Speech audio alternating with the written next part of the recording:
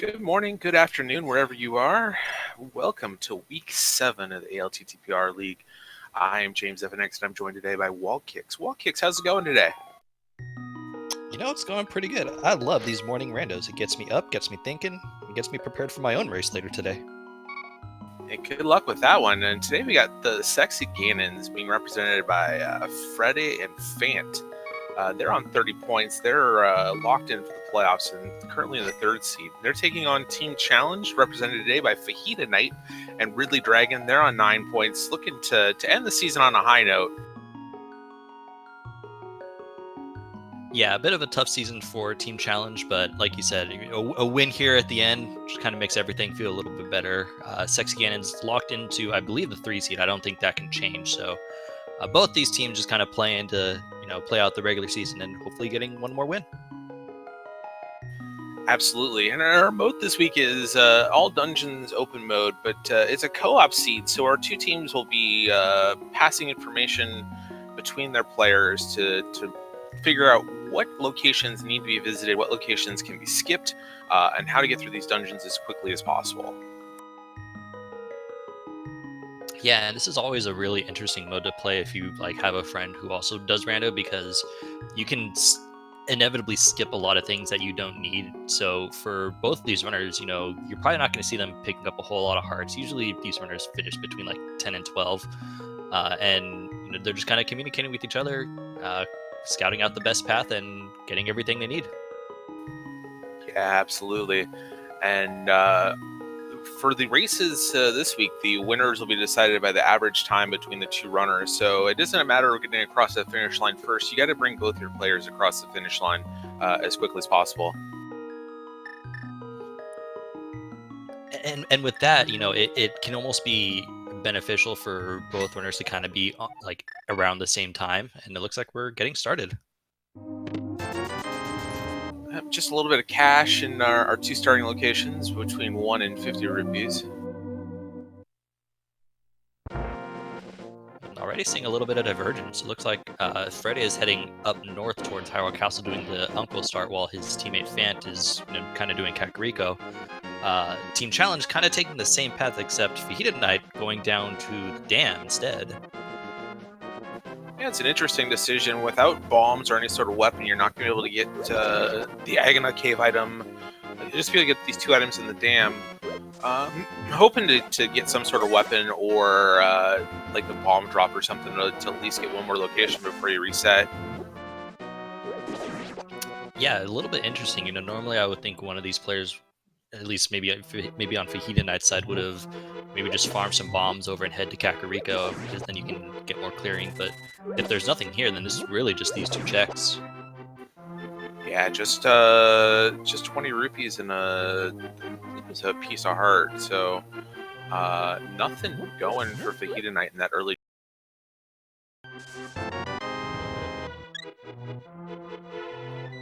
Did get a quick map check. I saw a green pendant on Desert and a red pendant over at Tower of Fair, and I believe just a normal crystal at Eastern Palace. Yeah, it was a crystal on Eastern Palace. So a lot of Dark World dungeons will have to be done to get to Ganon's Tower. Like I mentioned, though, this is an all dungeons race, so our runners are going to have to complete every dungeon in the game before they can beat Ganon.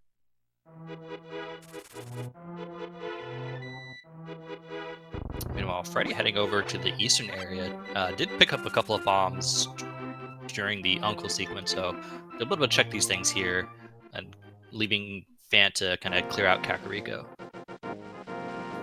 Yeah, and this is nice. You don't need any weapon. You only need a bomb to get these 3 items. You don't need any weapons to get at least the first 3 checks in the Eastern Palace. Depending on how good you are with the Dark Room, you can navigate that one as well without any sort of guidance for your character, and check the other 2 chests there as well. So this is a good place to grab a lot of checks without having a lot of equipment. Yeah, and with Freddeh checking the back of Sahashala and finding nothing, he can tell Phant, okay, we don't have to worry about Sahashala, or at least the back of Sahashala. Maybe something on Green Pendant, but that's a skip that Phant is going to be able to do. Thus highlighting, how this co-op essentially works. Yeah, runners are going to have a lot lower. They'll check as many locations as they would between each other in a normal rando, but your individual runners are going to have item check counts that are way lower than you would expect in a normal rando.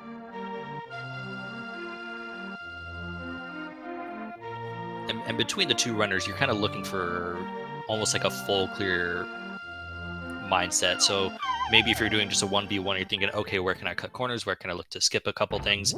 When you're doing a co-op, you're kind of just trusting your teammate. Okay, if he's in one area, I trust him to be able to check everything in that area. A little bit of sync on the bottom side as Phant and RidleyDragon are both checking Kakariko well. The mirror is here. That's our first bit of progression. Not going to help our runners right now, but it is a required item, and we'll open up some more checks later. It also helps with routing as you start with the Dark World. I liked having the mirror. I mean, you obviously want the boots first, but I like having the mirror super early, so it really helps routing some of those early Dark World checks. Yeah, having an early mirror, you can avoid a lot of some of the one-offs that can plague you later on if you don't have an early mirror, something like K45 or especially Graveyard Ledge. Those checks can definitely be isolated if you don't get the mirror kind of early. Yeah, and then on the top side, we got both runners in Eastern Palace. Freddeh found the lamp in the map chest. So one item here it isn't required, but it is certainly very helpful. Yeah, having the lamp, especially early on, you don't have to worry about dark rooms. And with Eastern having a dark room, it makes it easier now. The Eastern Palace dark room isn't all that difficult, but one of the things that these runners are going to have to do is AGA 1. And while I'm sure many of these runners are comfortable with, maybe doing AGA in the dark, it's not one that is seen very often. So having a lamp is pretty nice. Yeah, absolutely. And who knows, this may be a scene where AGA is our Dark World access. Potentially. Freddeh doing a really good job in that corridor, dodging the Popos to get to this room with enough parts to do the damage smooth skip, get this big key, get one more check.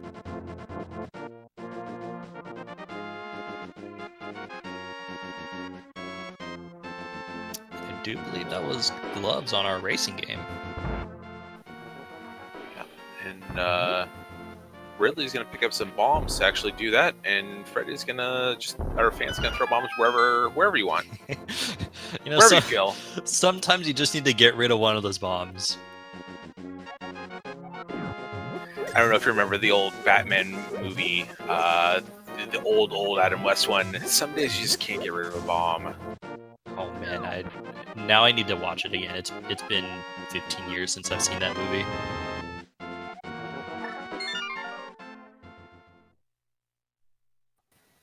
So Kakariko gave us the gloves and the mirror, but not a ton much else.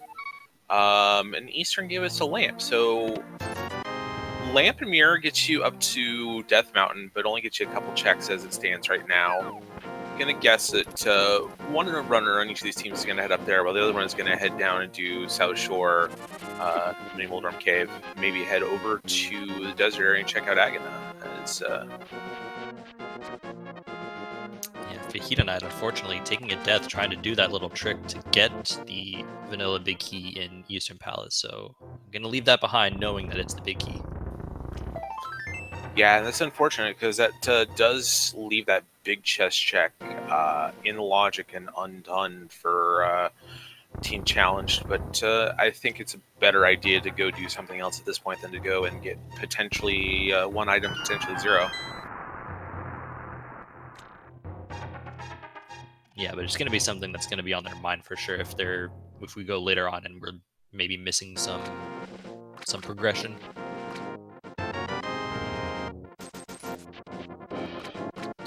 But already you're seeing on the Sexy Ganon side, how the co-op is working. So because Phant has already cleared out Kakariko, he was able to tell Freddeh, okay, you only need to do Kakariko well and the race game. Which saves Freddeh a whole lot mess of time trying to do checks here in Kakariko. Same thing on FajitaKnight's side. Yeah, and another nice advantage of this, you're not spending 100 rupees on on the bottle vendor because you know it's trash and you can use that money somewhere else, either to get into Palace of Darkness a little quicker or save up for our Scamfish Zora. I'm pretty sure I mentioned at the start that, this is usually a seed where runners don't get a whole lot of hearts. Phant is already at 8. What the heck?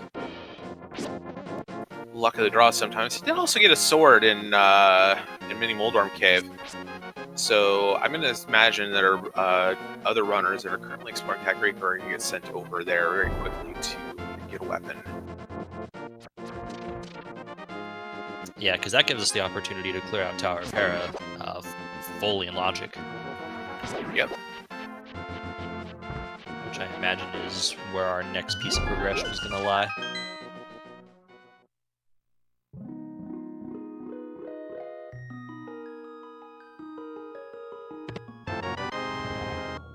Another sword in Ice Rod Cave.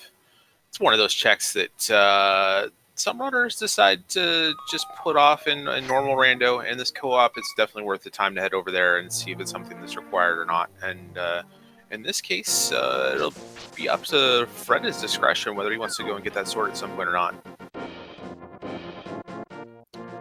Well, 2 swords and a lamp kind of tells me one thing. Yeah. That's Aga 1 right there.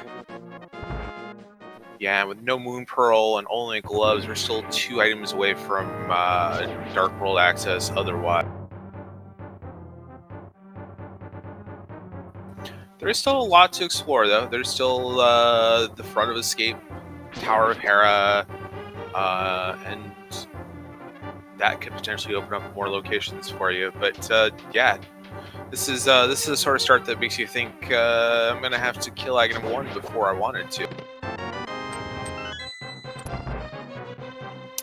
Yeah, but most runners I would think would probably search out a Moon Pearl before they want to do the Aga 1 play. Absolutely. Although with the mirror, with the mirror, it does help with the routing, like you said earlier.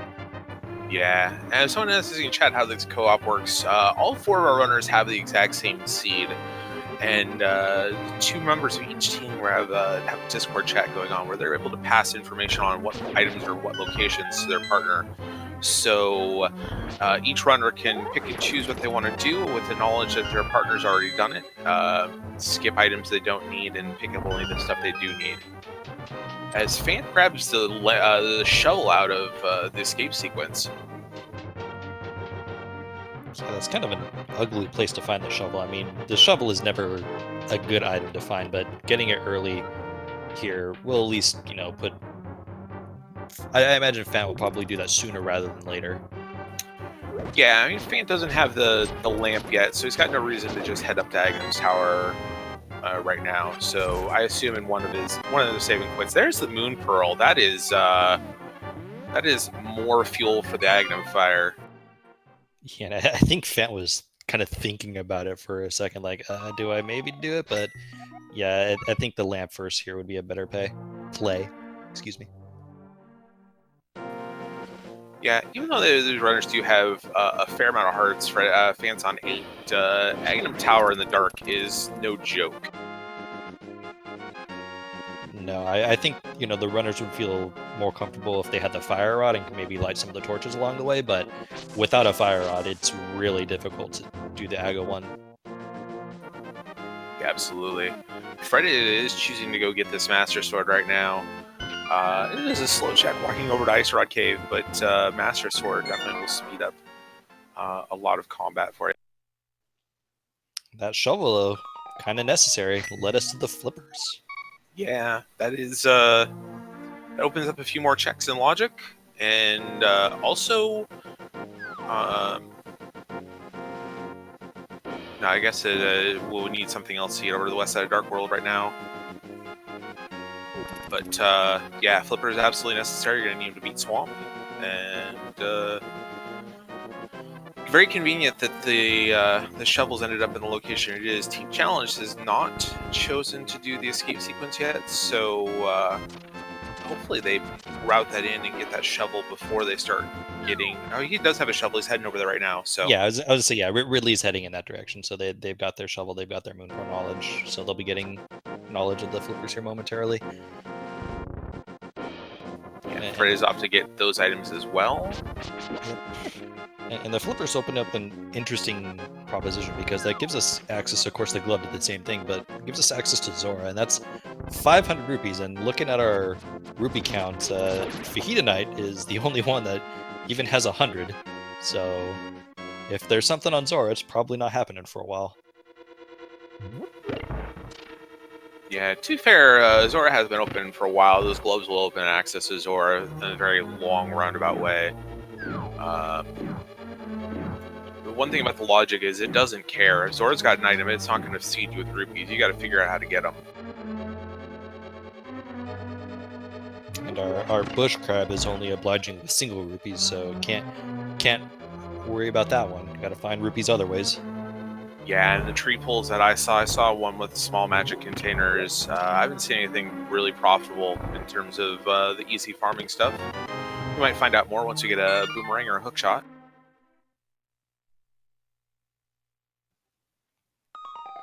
I'll be curious to see if Freddeh here, after finishing off the back of Escape, or the front of Escape, excuse me, and getting this Moon Pearl, if they choose to do the Aga 1 play, because they'll have everything they need. Looks like Freddeh's at least going to go to... no, he is going to head straight to Aghanim. Yeah, he approached the Dark Cross chest from the back. Ah, makes sense.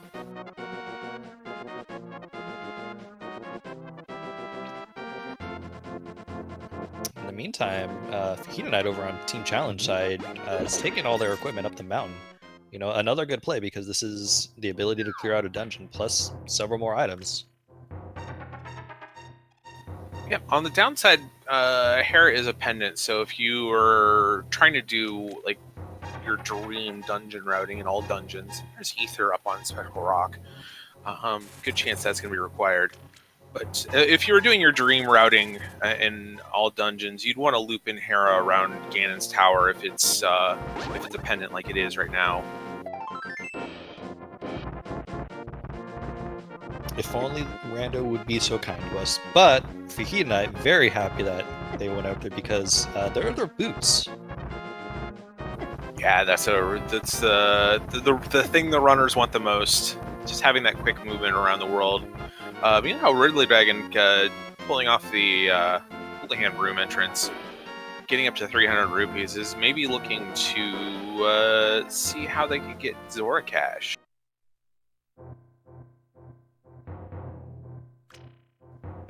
Yeah, definitely not a bad idea. This looks like this is going to be the rest of the Flippers checks over for RidleyDragon.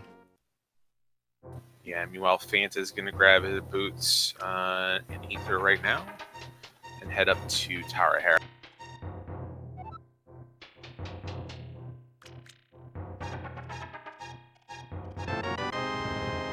You know, Freddie's got to be a little bit careful, down to just a heart and a half. And these red guards do a full heart of damage if you walk into them. I think their spears still only do a half a heart. Yeah, I believe that's correct. And chat pointing out that there was a hook shot on Lake Hylia Island, which is very interesting because that's something that Freddie's gonna... Well, Freddie's not gonna have access to that, but that is something that our runners will be able to get once we have Dark World access. Yeah, and that'll be a quick route over to Western Dark World if there is no hammer in the near future. And a bow also in Tower of Hera, so Team Challenge is starting to get some knowledge here. You know, the Sexy Ganon's not going to be too far behind with some of that knowledge, but I think the hook shot is something that might trip up the Sexy Ganons here for a couple extra minutes and could give Team Challenge a little bit of an early advantage. Yeah, absolutely.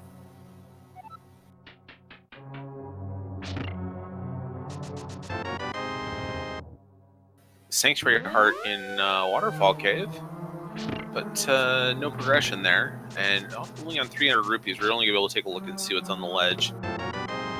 Hera holding all the goodies because I believe that was the fire rod. It was a rod for sure.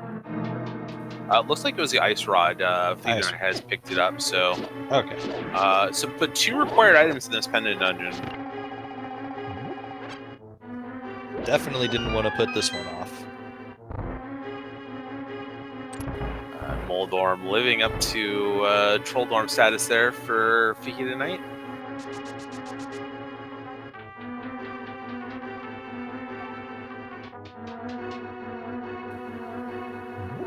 Meanwhile, there's something on the ledge as RidleyDragon is walking his way over. Grabs blue mail. That's a nice little addition. Won't say no to it. Maybe a little bit out of the way, but you know, this early on, sure, might as well pick up the extra defense.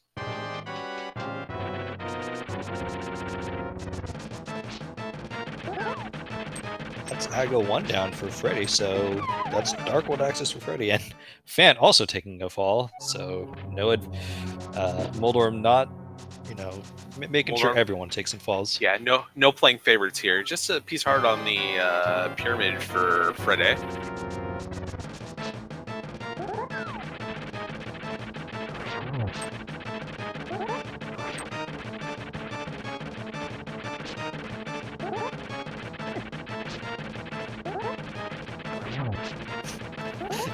Those going to put Eastern Palace into logic, and we'll see how quickly FajitaKnight head over there.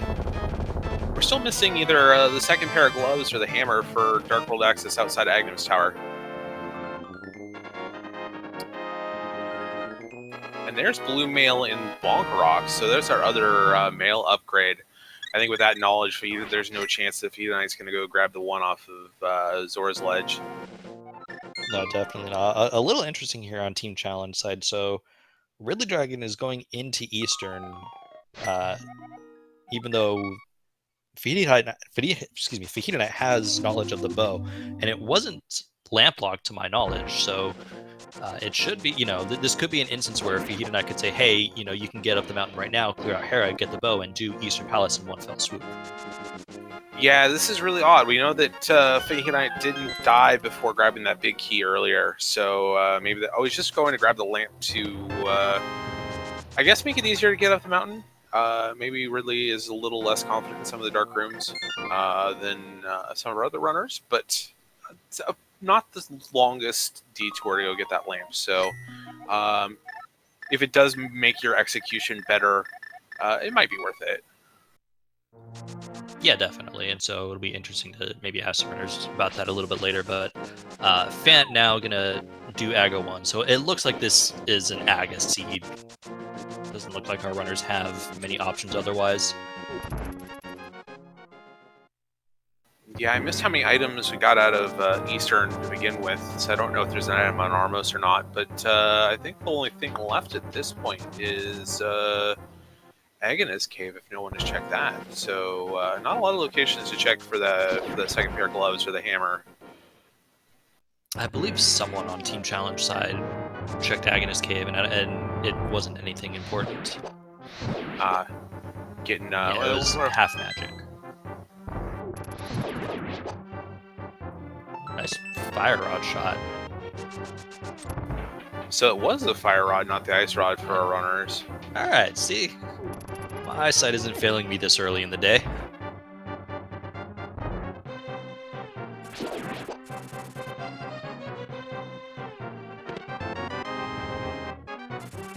So it was 2 required items in Tower Hera, and they're both actually good.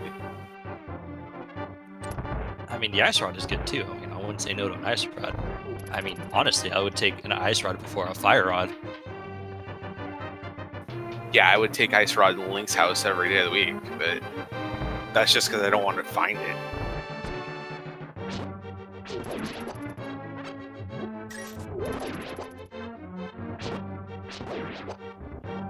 I'm curious to see where FajitaKnight is heading. Looks like they may be going.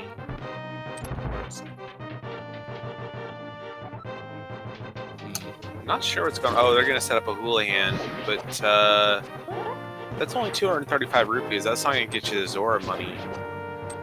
And I guess we'll have to head to the desert areas. Probably the quickest way to farm the rest. Most likely.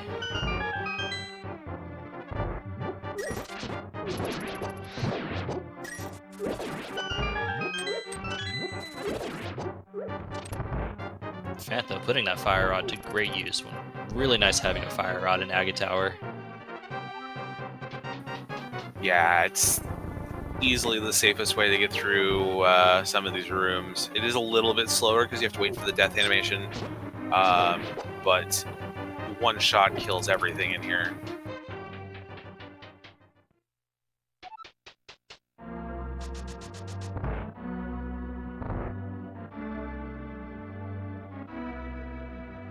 FajitaKnight about to dig up them flippers.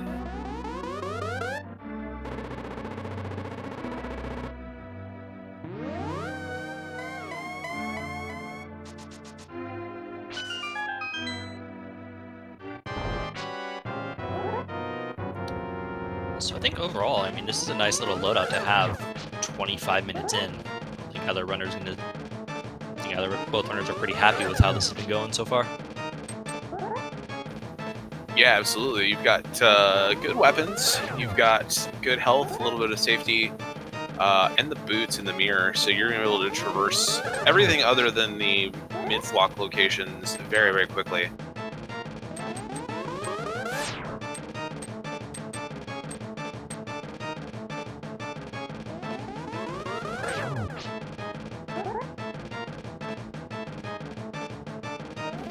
Finally, FajitaKnight is going to make a play on Ganon's Tower for Team Challenge, or Aghanim Tower for Team Challenge.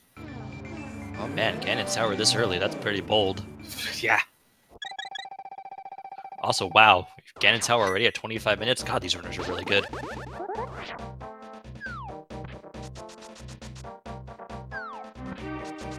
So I'll be a little curious to see if Phant here heads to pod or maybe checks some of the flipper checks, because I don't believe they've done any of the flipper checks, so I don't have that knowledge yet of the hookshot being on Hylia Island.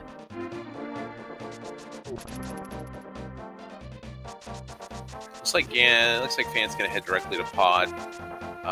Yeah, I don't think either of the Sexy Ganons know that hookshot is waiting for them and is free and clear as of right now for him. Ridley is the last person to take on Moldorm here. Moldorm has knocked off 3 of our runners so far. Oh, you don't want to slash. There we go. RidleyDragon does not get knocked down, does survive. Clearly, he is the superior runner here. Absolutely. Yeah, with the Master Sword, you don't want to do slashes against Moldorm. It does the same damage as the Fighter Sword. And you get a good chance of getting in that excited state. Yeah, but RidleyDragon recognized at one point he may have accidentally poked Moldorm, and so I was like, okay, I gotta get one more slash in there beforehand. Yep.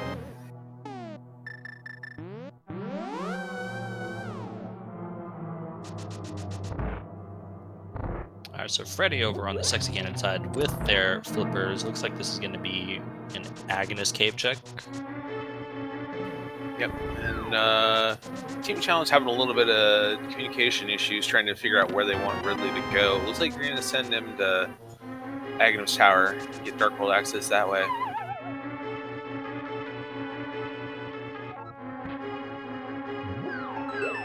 Which is fair, because with the mirror you can just loop in, your pod play and then just mirror and finish off Eastern Palace pretty easily. Yep, and then go get that hookshot.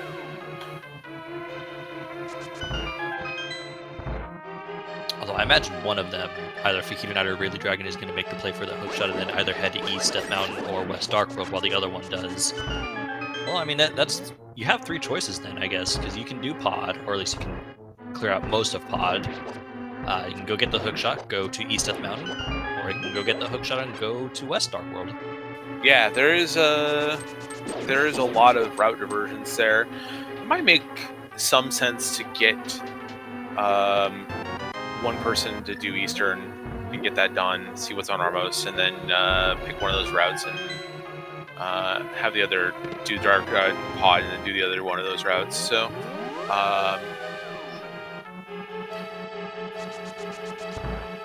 yeah, I think that makes the most sense in this scenario. Because our runners have the boots. Pod is not the fastest dungeon to full clear. And without the hammer, you won't be able to get the boss, but you'll be able to get everything but that boss's item. But it is It isn't. It isn't like a going through swamp or something. No, and plus you've got boots, you've got the mirror, you've got a bow. You know, you're guaranteed 4 items here. And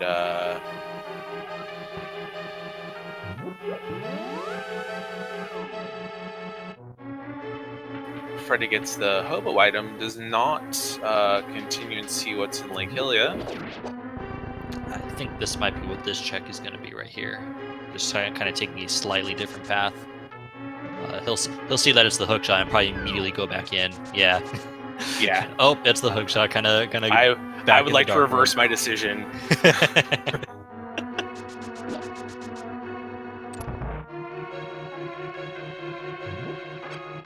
FajitaKnight getting through Gainus Tower, grabbing that hook shot immediately. Choosing to stay in the dark. That tells me he's gonna head over to West Dark World, or to Village Outcasts. Definitely seems to be the play here, at least for FajitaKnight. So it'll be interesting to see what RidleyDragon chooses to do once they have their hookshot. And Freddeh is choosing... Oh, no. Decides instead to take that portal back and is going to do the same thing. Head over to... well, FajitaKnight is heading to Pod. So we're going to do Pod check first before we go anywhere else. Freddeh ends up saving and quitting, so he's going to head over to... looks like he's going to head over to West Dark World right now. Probably check Catfish along the way. It's another one of those out-of-the-way checks that, since it's just co-op, one runner can do it and be like, okay, we can skip that one, you don't have to worry about it. Right, and it's a check that in a normal run would be highly orphaned at this point. Freddeh, though, is choosing to skip it. He's going to head over to and Graveyard Ledge. There you go. These runners know better than me at this point.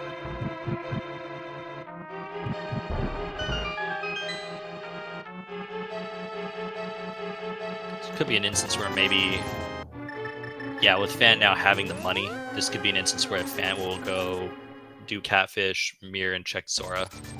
Yeah, it does make some sense there. You don't want to just go to Catfish and not have anything else to loop in with it.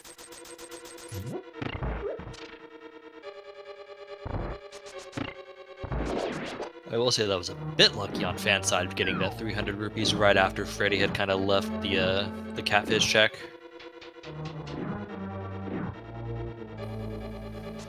Sometimes you have to be lucky in Randomizer. It isn't all skill. Man, sometimes having luck would be nice. Wouldn't it?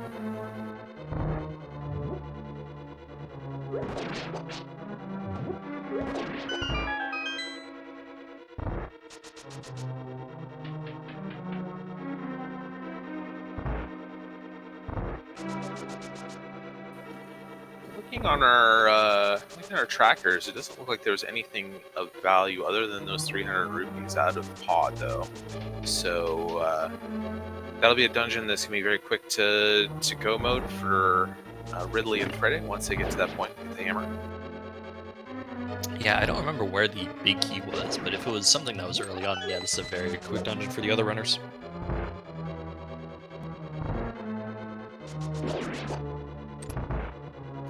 Unfortunately, Eastern is not because of a vanilla big key.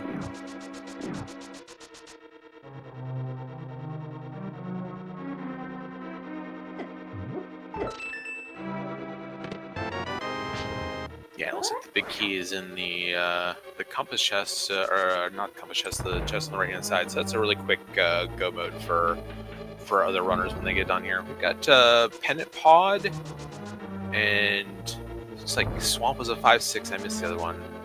The other one was Skullwoods.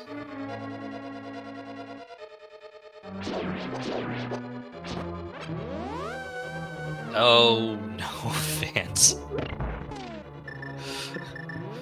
Rip. You hate to see it happen. It happens to everyone. Everyone's done it exactly once. You think you have something equipped when instead it's the mirror, and then you mirror out deep in a dungeon. Looks like Ridley's going to open up House of Darkness and then head into Eastern. I don't know if I like this strategy. I think I would have been better off to send Ridley to one of these hookshot lock locations. Yeah, because I think early on it's better for your two runners to kind of cover as much ground as possible as opposed to stepping on each other's tracks, or at least, kind of following in each other's paths. So, yeah, I agree. I think in this situation, Ridley would have been better served heading, like you said, either to East Death Mountain or West Dark World. We did find a bottle with a blue potion in Palace of Darkness, and that is our first bottle, so I'll open up another check with Sick Kid once these runners get back over to Kakariko.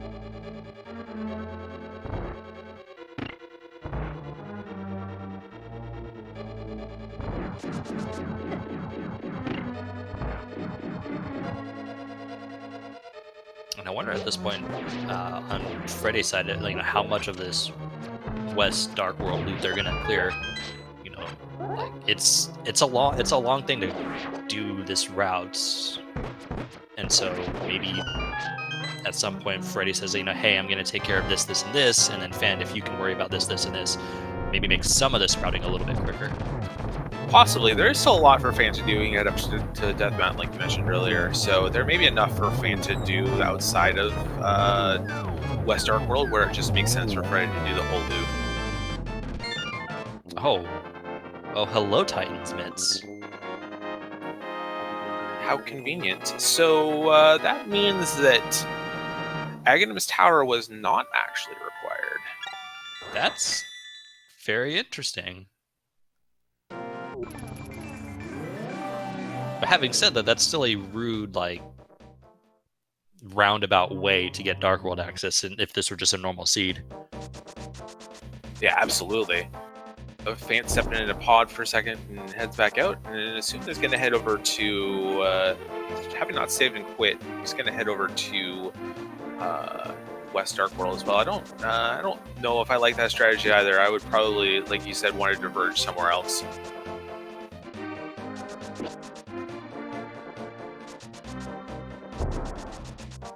Yeah, I still think with the money, I think this is just... Personally, I see this being a Catfish Zora play. Yeah, potentially. Looks like Phant is thinking about getting that hook shot, but is going to do Catfish into Zora first and then come back for it. Meanwhile, something you don't see very often in co-op, FajitaKnight and RidleyDragon both in the same dungeon at the same time, and strangely enough, they're going to get rewarded by both getting their mitts here in short order. Yeah, I'm guessing FajitaKnight and RidleyDragon strategy just kind of seem focused on making sure they're kind of both doing, I don't want to say like the exact same thing, but they don't want to stray too far in terms of, okay, I have 7 dungeons complete to maybe compared to 3, so it's one strategy. I don't know if it's going to be a winning one here. We'll have to wait and see, but definitely one strategy that these runners are kind of taking their chances on.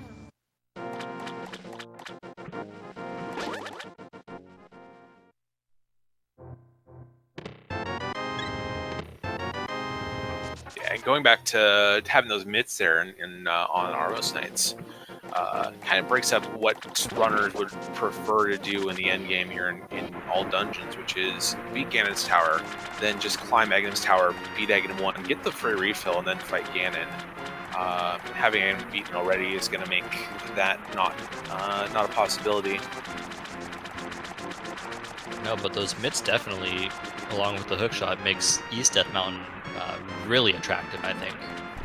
Yeah. I'm surprised that RidleyDragon didn't just save and quit out and head up there.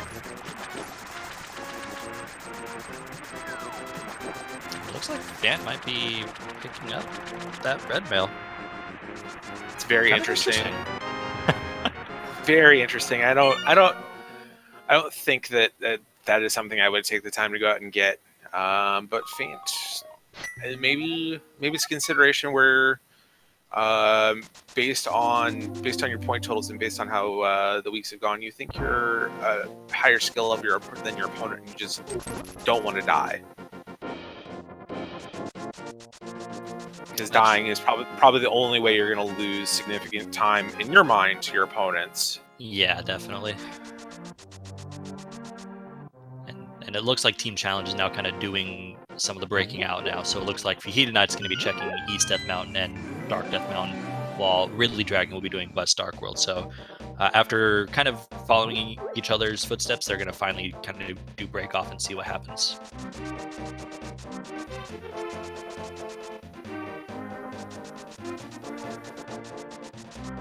To respond to chat, the Sexy Gannon's not Orphan Catfish. I believe Phant mirrored from Catfish, because Catfish was only 20 rupees. Yeah.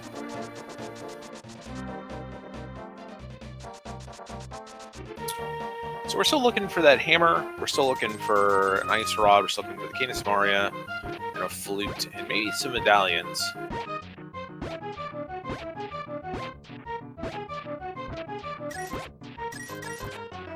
So what do you think the hammer's going to be then?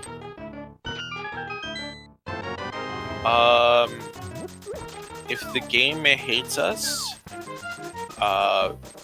one of the first check in Swamp or somewhere nice. If the game likes us, it's going to be here in Thieves Town. I'm liking the Ice Palace play, honestly.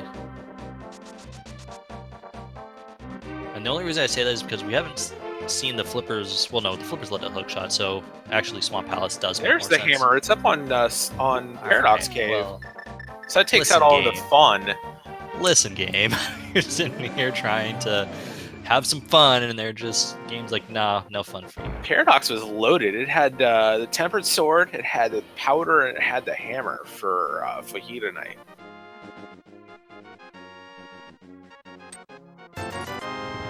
We haven't even been into Dark Death Mountain yet.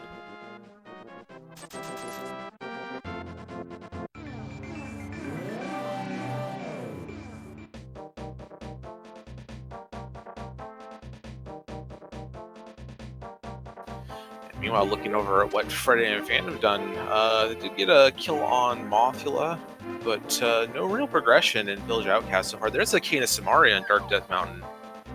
So Death Mountain having all the progression right now.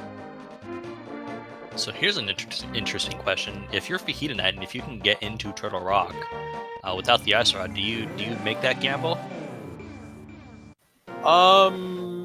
Probably. Without the Ice Rod, it's 4 guaranteed items. Well, and it makes it much quicker. Sorry, I was gonna say it's not gonna be in Turtle Rock because Phant just found the Ice Rod at K45. Yeah, that's a fun location for that item. I'm sorry, I didn't mean to cut in. My apologies. That's all right. Always good to get updated. It's Quake for Turtle Rock, and conveniently enough, FajitaKnight just picked up Quake, so it looks like he's going to open up Turtle Rock and hop inside.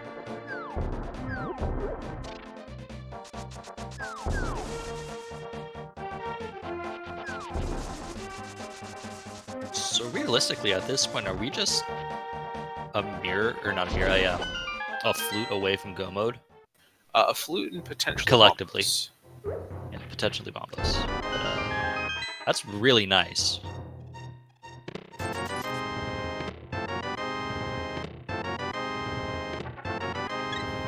Alright, now I just need this flute to be somewhere rude.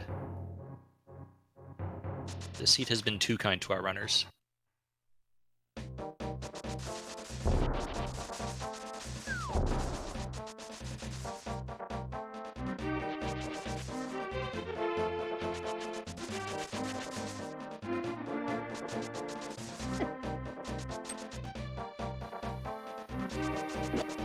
Line suggesting hammer strats to Freddeh, and Freddeh's like, I can't oblige.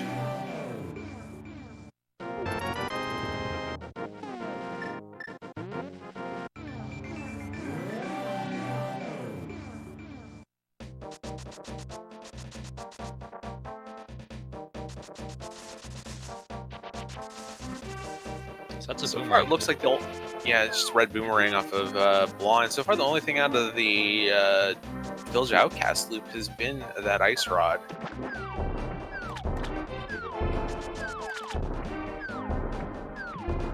Oh, Phant didn't pick up the hookshot the first time. That's why Phant didn't go up Death Mountain. That makes sense.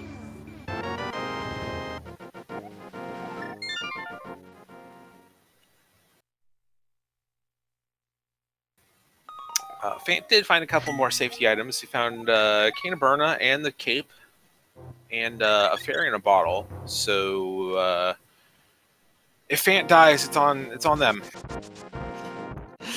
I mean, red mill and 11 hearts. I think Phant's going to be fine for the rest of the seed.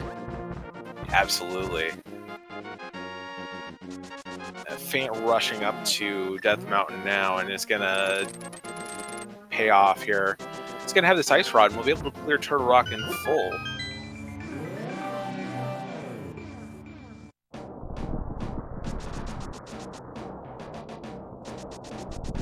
So it looks like Freddeh might be doing first chest of Swamp Palace. Of course, these runners don't know where the hammer is. They'll find out momentarily, but this is a good play on their side, at least because they don't have knowledge of the hammer yet. I'm sure once Phant finds it here in about 30 seconds, he'll scream over at Freddeh, "Hey, you got to get up here." Yeah. We'll see how far Freddeh is into Swamp. He'll have popped the dam, but won't actually be in Swamp by the time Phant picks up the hammer. I mean, I think he might be like stepping in and being like, "All right." We might see the first chest spawn.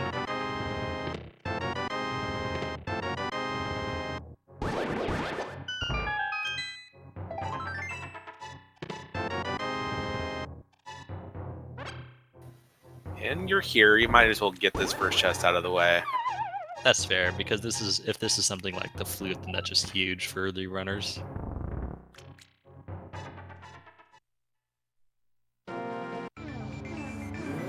It's a huge red rupee.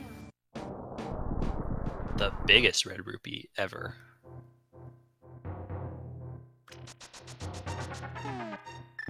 FajitaKnight taking some interesting routes through Turtle Rock there, choosing not to just mirror out and start over, instead fighting those spike rollers.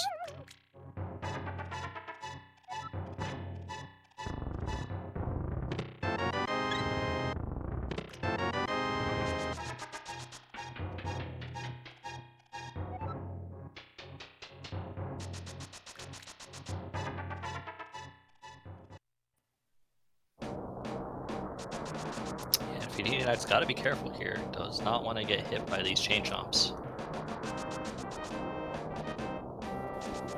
Does get hit though, and it's gonna have to go back to the start. Feels bad. I wish I didn't say anything.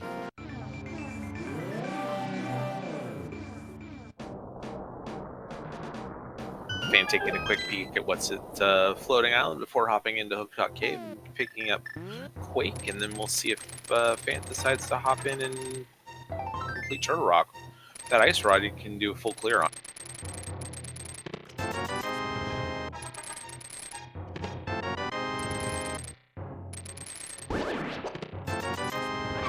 Yeah, I think you're going to see Phant clear out Turtle Rock while Freddeh heads down and either does Swamp Palace or Ice Palace.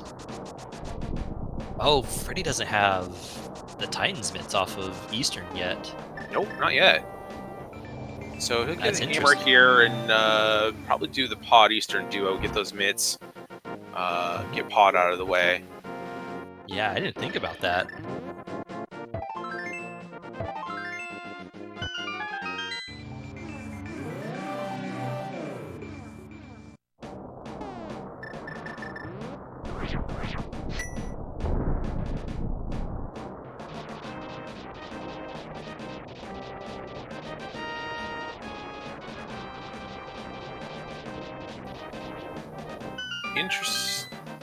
I guess FajitaKnight was looking to try and powder one of those fairies before he dies again. I thought he was skipping Lava Chest, but This is choosing to scary. live Moss. There we go. Oh, okay.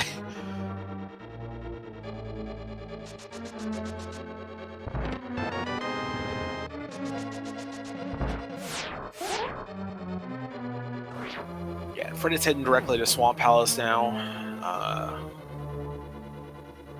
The hook shot and the hammer can clear the whole thing out. Wouldn't be surprised to see, like I said, see him do the pod Eastern double after that. Yeah, because Freddeh at this point is definitely going to pick up the mid sooner rather than later, so I imagine this, like you said, will be pod Eastern after Swamp.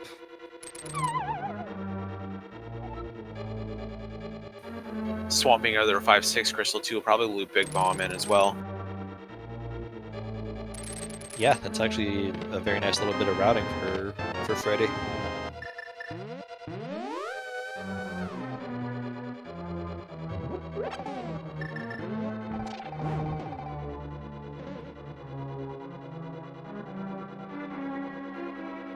So, is it faster to actually mirror from the roller room and just begin again, or is it faster to kind of go out from the roller room? I'm not sure if it's faster one way or the other. Without half magic, it can be trickier to get out. You usually have to do some hook shot shenanigans to avoid damage. So it may just be simpler to mirror out. That's fair.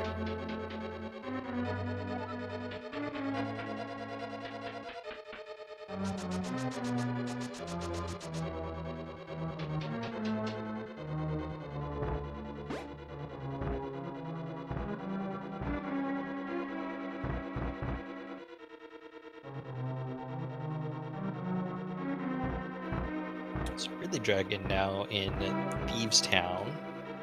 I don't know if there was an item in the big chest. I want to say no.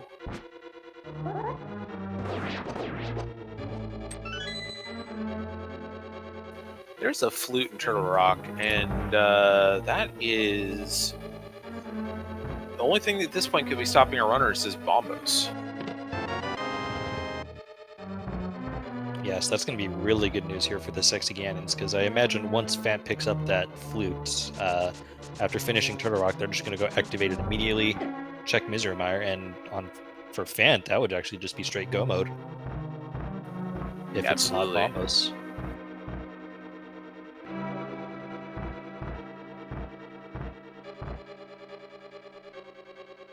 And with Temper Sword already, you're not even going to have to ask your partner, hey, is there a sword hanging around here or there? Nope, it'll just be quick. All right, we're done. Let's get this going.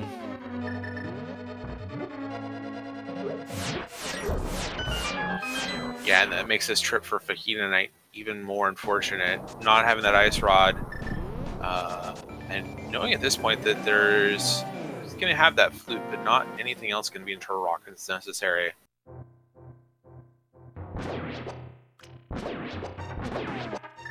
Means that at some point in the future, FajitaKnight's going to have to come back and climb that entire dungeon again. Definitely. I mean, I don't feel like it was the wrong play for FajitaKnight at the time. We just know, unfortunately, that there was a slightly better way to route it in. I think in FajitaKnight's mind, he's probably thinking, okay, we're doing pretty good. We got an important item here in Turtle Rock. Obviously I wasn't able to clear it out, but still, the logic kind of led us in this direction. Right. And have RidleyDragon not have gotten to K45 yet doesn't know that Ice Rod's there, so they're still thinking, hey, maybe this is just something we have to do. We have to double dip into Turtle Rock. Exactly. Unfortunately, we know that isn't the case, and this is going to end up being one of their faster seeds of the week.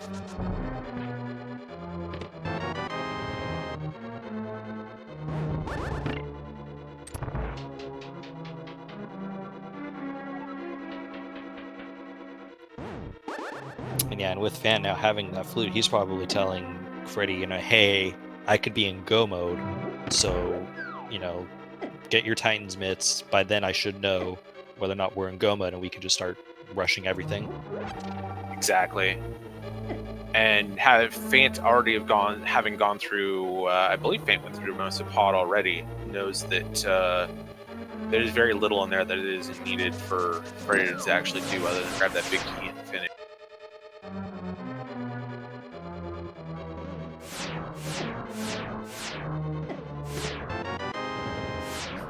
careful, Phant. You are down to 3 hearts, buddy. He's down to 3 hearts. He does have a fairy in a bottle. Does also have this Cane of Burna and a magic cape, so it shouldn't be in too much of a problem here.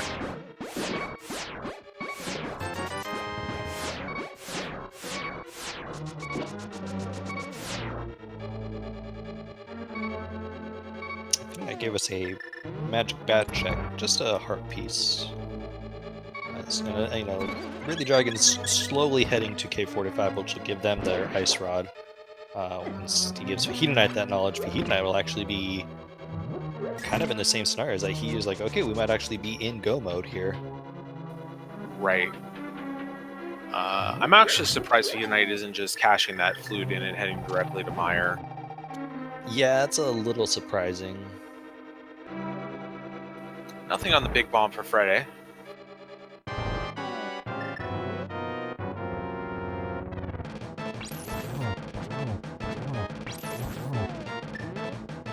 It almost seems like they might be hitting K45 or else. Oh no, FajitaKnight's gonna do the Smith sequence. That's fair.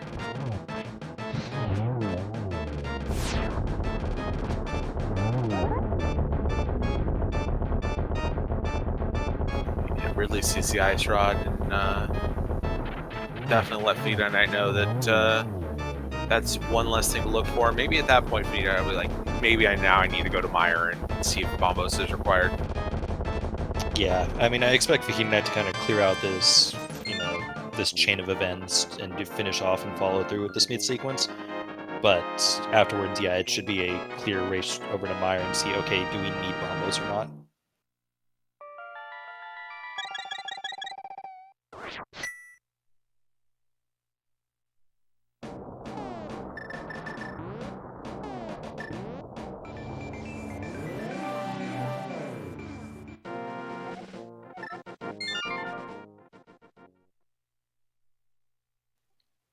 Yes, like you said, this has actually been a very nice seed.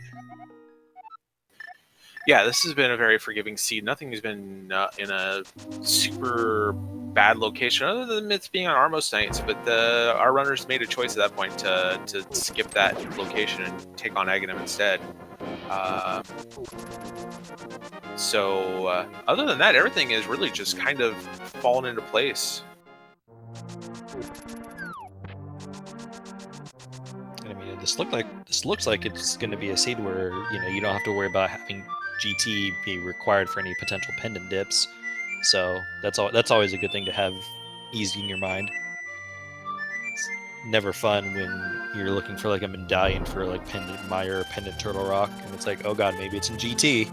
Yeah. Time to full clear everything.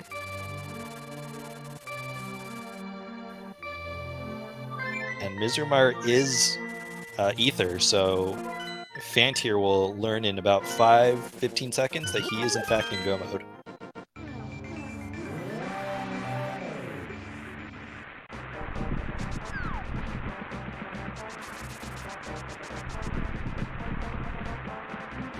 And FajitaKnight knows that knows where his go mode item is at, so Desert's just going to be find that big key and run.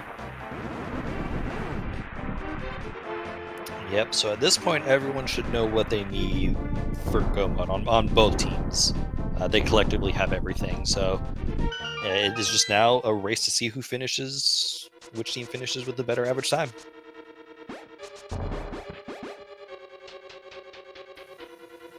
Yeah, and this is going to be a point where, for some of these more complicated dungeons, like Turtle Rock or Pod, Meyer as well, having memory and knowledge of where those big keys are at to just lead your partner exactly where they need to go and skip as many checks as you can.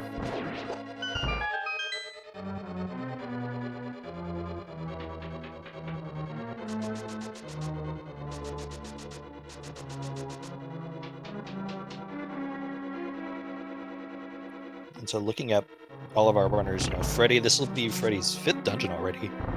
Phant working on his 4th, FajitaKnight working on their 3rd, and RidleyDragon, once they go into Turtle Rock and get their flute, will be their 5th dungeon. So Sexaganon set up just a little bit better on dungeon clears.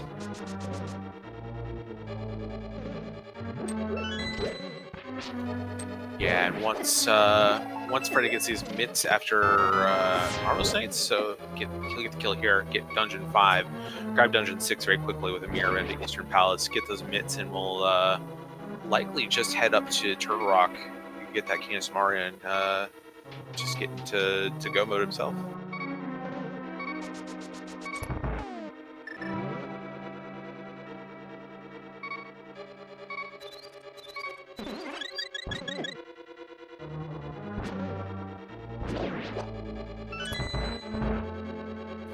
Yeah, this has turned out to be a seed where everything has been pretty easy to locate, and our runners have every option for safety if they want, so there's just no risk of really no risk of dying.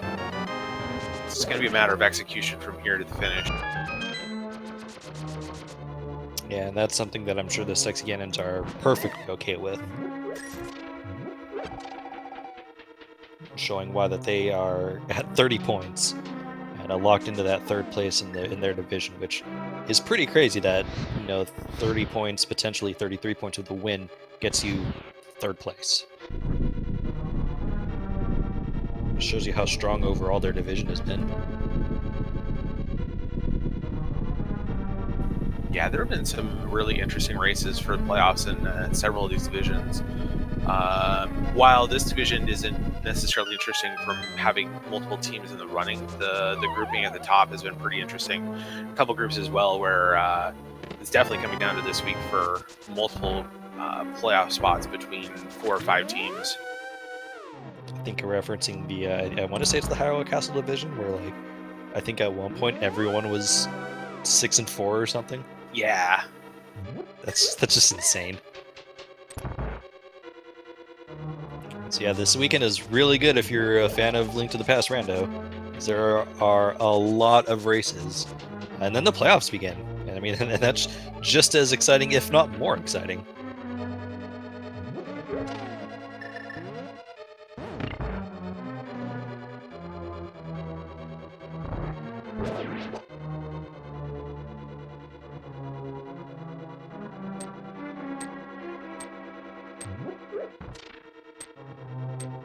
Did you see where Phant picked up the big key for Meyer? Because I didn't. It looked like it was map chest, I believe. Perfect. Let's go with that. He went upstairs, did the cutscene, and didn't get paid off with the key there. So, it was cutscene chest. All right, so vanilla big key chest. Hey, that's always not exciting at all. Man, what's with this game and putting big keys in their original location and making it difficult for our runners? I say that, and I think only 2 dungeons have had vanilla big keys.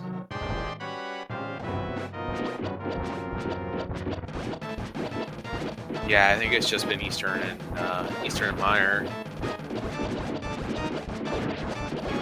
Phant busting out the leg strats here on Beatrice.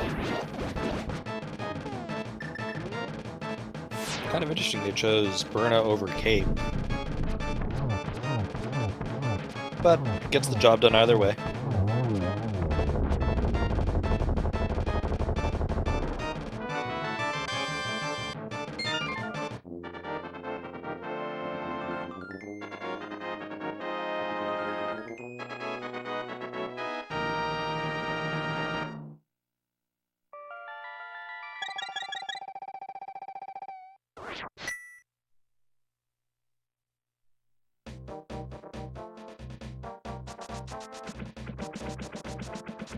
FajitaKnight also in Mire. I didn't even realize that FajitaKnight had made their way into Mire.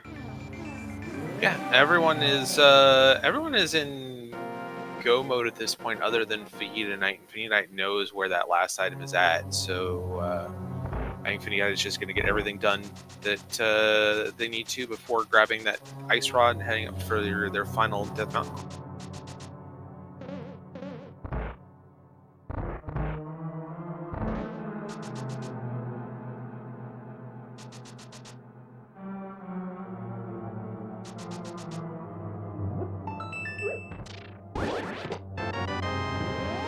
Definitely shout outs to like the communication that I've seen between Freddeh and Phant. They've always been saying, okay, hey, this item is here, you can skip the rest of the chest. So I think this has been on point here from the Sexy Ganons.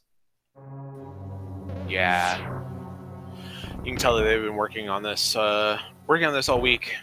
Co-op is a mode that doesn't get raced a lot in the community. You don't see a lot of co-op tournaments or co-op weeklies or anything like that. So you can tell the teams that have put the time in and communicated and discussed strategy about how they're going to move information from person to person in these races, both last week in the spoiler log races and this week. FajitaKnight gotta be careful, down to just one heart.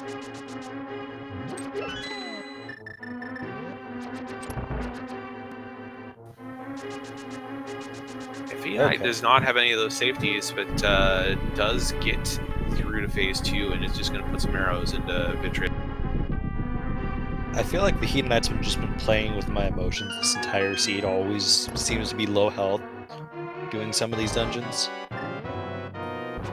Yeah, making me nervous, dude.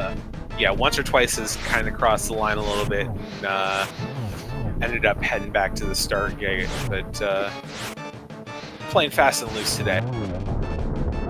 Last game of the season, might as well just have fun with it, I guess. Yeah, absolutely.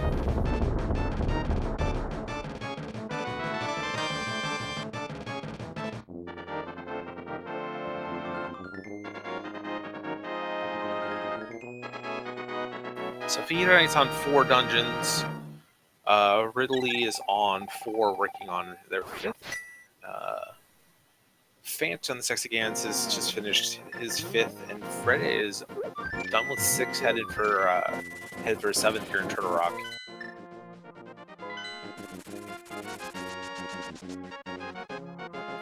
Fortunately for FajitaKnight Team Challenge, is going to get 2 quick dungeons here in Skull Woods and Thieves Town.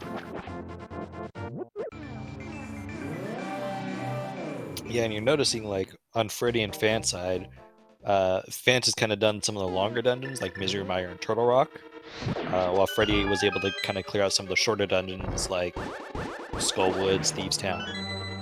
And so this is going to kind of see where they make up the time a little bit. Yeah, and Phant now in Ice Palace, and should see an icebreaker here if Phant knows it. Otherwise, a bomb jump to get through this. I wouldn't imagine any chests are going to get open. Yeah, this scene as well. And just like that, oh, nope, oh, well, they, dang it, man. Started and then you stopped. At least follow through at that point.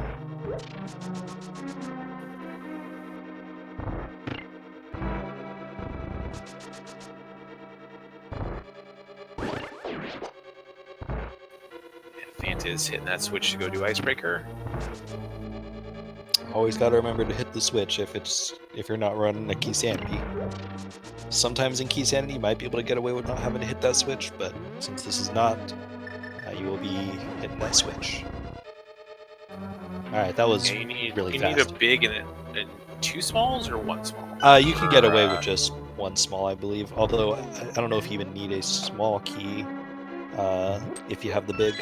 Because you can pick up the small key in the room next to where the big key door is. Ah, right.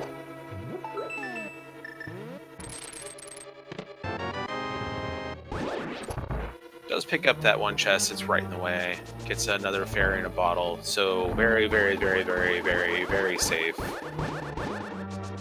But how are they gonna death warp? I'm just kidding. Needs death warping.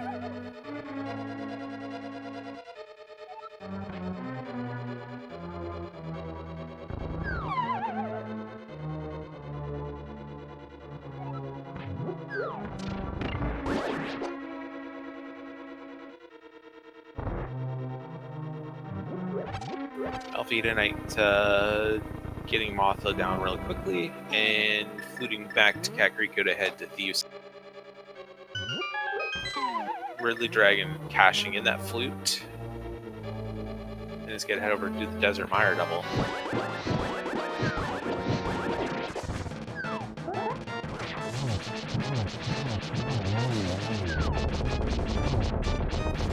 Arcane Dash for Freddeh.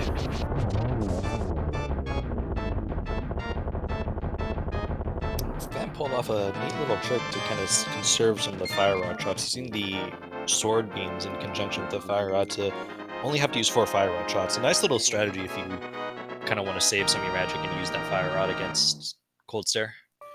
Yeah, that one's a little bit harder to pull off than it looks. You have to, like I said, you have to have sword beams. You have to have, and you have to time it really well to make those sword beams count as fire rod shots. But it does let you actually beat Cold Stare if you've accidentally ended up in that room with less than full magic, or like you said, sort of save some of those fire rod shots to make the fight a little bit faster. Definitely a trick to know if you're running this game, I would say. So it's not something I see very often, but it is something that can definitely come in handy. Like you said, if you drop in there and you don't have all the magic you need. Yeah, and it's a lot more common to end up in Cold Stare's room with full health now that Icebreaker is a thing. Before you had the bomb jump, and you'd often end up with down a heart or something as you ended up in the room, and it just you just wouldn't be able to use that strategy. So.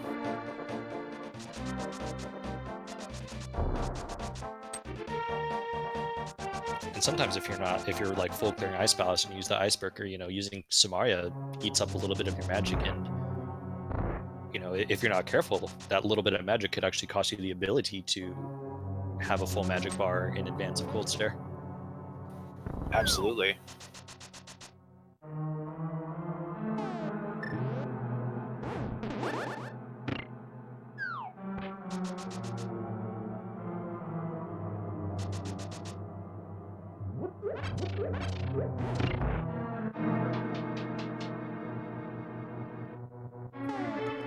Yeah, so Phant is catching up quickly to Freddeh in terms of number of dungeons complete, but I think Freddeh might be the first one to clear out everything, just because Ice, Desert, and Mire I think are going to be slightly quicker than Thieves, Skull, and Swamp, respectively.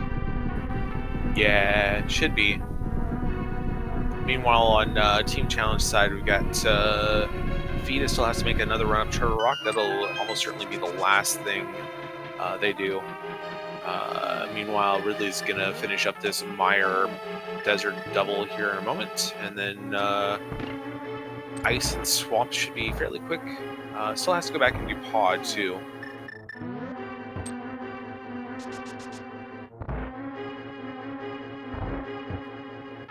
So unfortunately, Team Challenge is going to need a little bit of a help if they're going to want to catch up here, but still, really nice run by all of these runners. So if you haven't already, please give them a follow. Really good runners, really good people on top of that.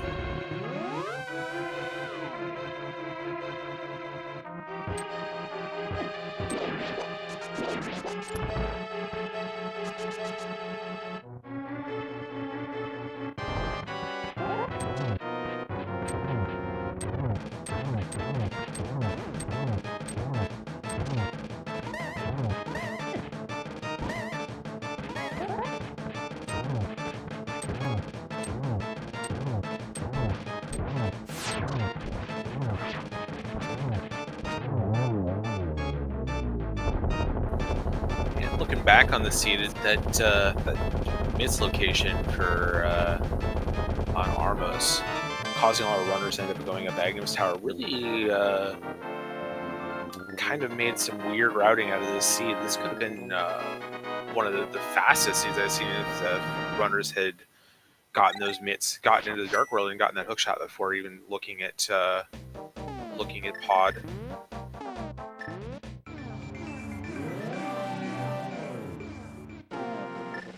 Yeah, I mean, I was a little surprised on Team Challenge side because they had knowledge of that hookshot that they didn't kind of make a beeline for that and then maybe split up their plays a little bit.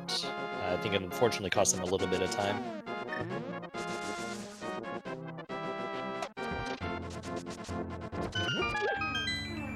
Yeah, the sexy games have definitely had the more efficient route for the most part going through this race.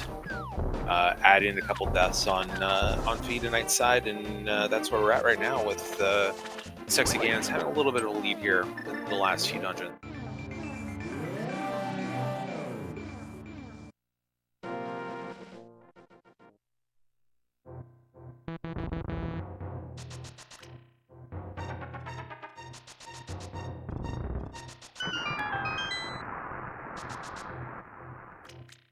Oh, there was a bottle down there. I didn't know that there was a bottle on Desert Ledge. I think we've seen all of our bottles then. I believe so, yeah.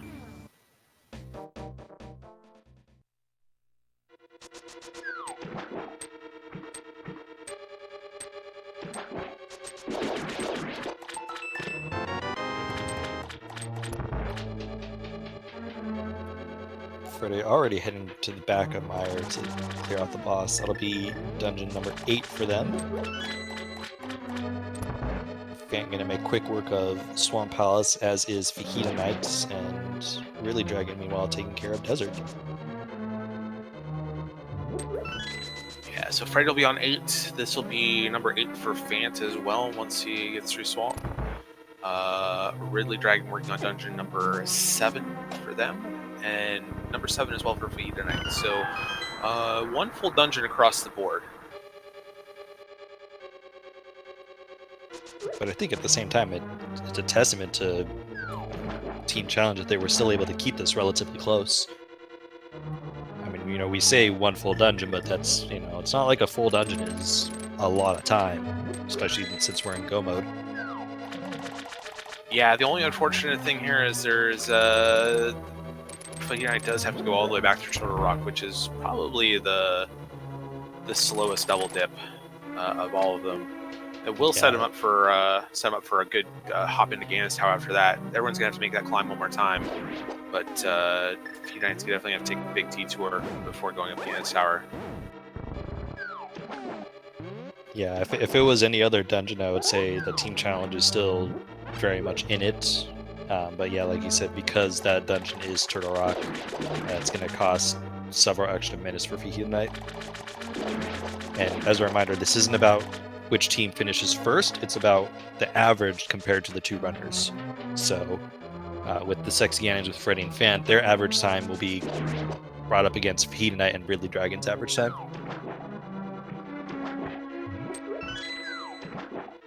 If there is a silver lining to where Team Challenge is at right now, it is that RidleyDragon is likely going to be in and through the bottom part of Ganon's Tower before FajitaKnight gets there. So FajitaKnight will know exactly where to go to get that big key.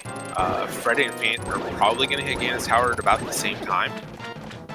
So they're likely getting it set up to take one person to their left side, one person to their right side. Whoever finds the key first is going to tell the other person to mirror out. So there's going to be a little bit of work replicated on the Sexy Ganon side. It's just a matter of how much of a time advantage you're going to have when they get to Ganon's Tower.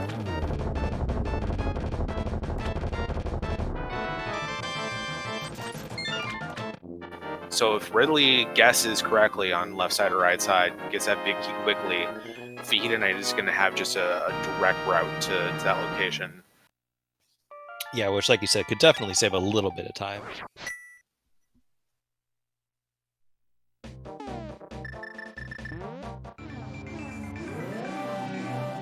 So that's 8 and 8 on the Sexy Ganon side, and 7 and 7 on Team Challenged.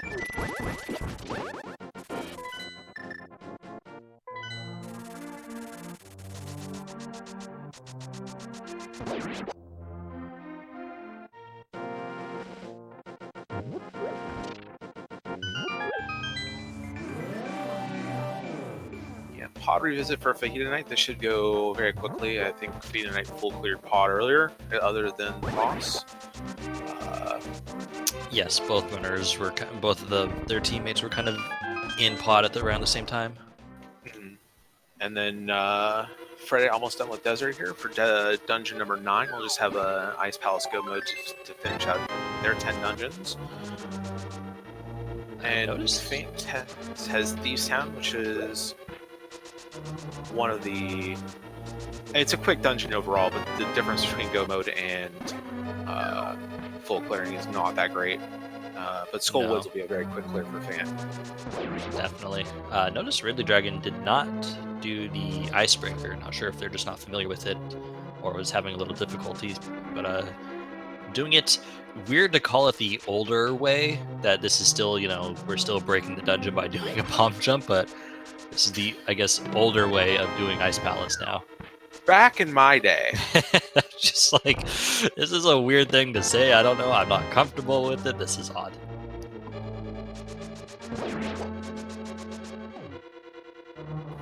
Yeah, I've not been doing much speedrunning lately myself, so I still need to pick up the icebreaker technology, figure out how to do it consistently. So it's still important to know how to do the bomb jump, especially in Rando, where oftentimes you just won't have the Canis Mario coming in here. Yeah, it's definitely weird after doing icebreaker so many times and you're in a situation where you don't have the Canis Mario. It's like, oh, I've got a bomb jump, and then it's like, I've got to remember my setup for the bomb jump. Oh, man.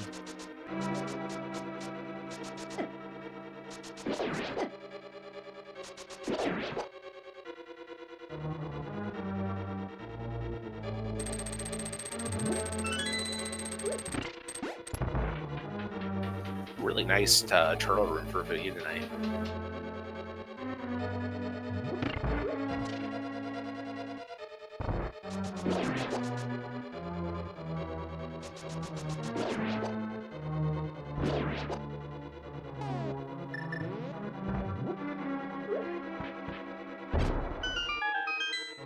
So if we do a GT Big Key guessing game, and it's a matter of both, you know, both teammates are in GT at like relatively the same time, do we go off of like one person, or do we collectively go off of?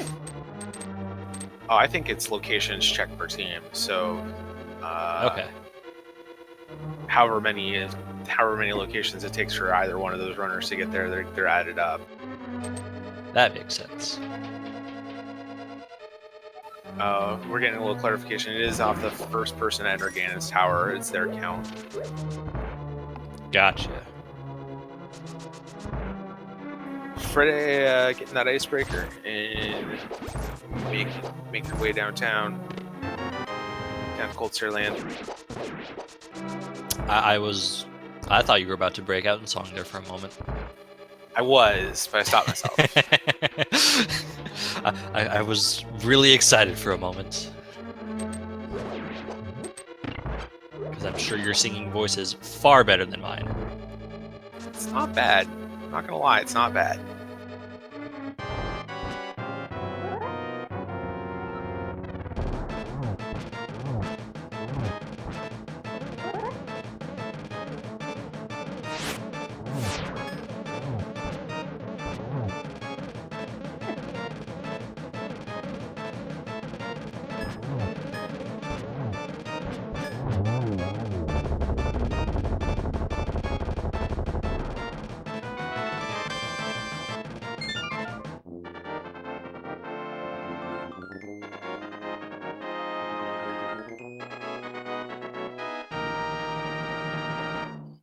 Always interesting to see a dam chest that's been unopened. Yeah. Freddeh getting the beam rod glitch going as well. Making quick work of Cold Stare. Looks like FajitaKnight also choosing not to ice break, so going to cost Team Challenge just a little bit of time collectively, not much. Yeah. That is Freddeh's last dungeon, so Freddeh is going to make the ascent to Ganon's tower in just a short period of time, so should probably get that big key guessing game going then. Let's see. It is start. Ready? Boop. Just kidding. It's there we go. Haha. There we go. Finally. The bot needed to wake up. It's still the morning for the bot too. It's early. Anyways, 22 checks in Ganon's tower. One of them has a big key. We're going to be going off of Freddie's side. So get your guess. What you think it's going to be. Even if the situation occurs where Freddeh does not find the big key and allows Phant an opportunity to kind of go to one side and find the big key sooner, it will still be off of Freddie's side. We will stop the guessing game once Freddeh enters GT. So what do you think? Where are you thinking for our big key today? I'm thinking with as kind and as gentle as this seed has been, it's either going to be just sitting on the torch majestic and ready to be claimed by runners, or it's going to be in tile room, and there's going to be one last troll for these guys. I'm thinking it's going to be in the compass room, so on the right side. So depending on what direction Freddeh chooses to take, I'll say 6. A couple more seconds to get your guesses in if you haven't already.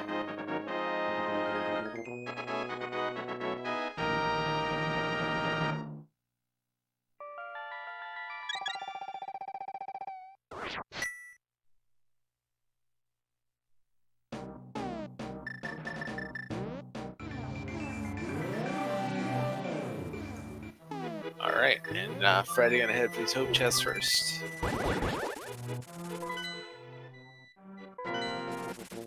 One key, we'll see if he continues on the right-hand side. Looks like he is.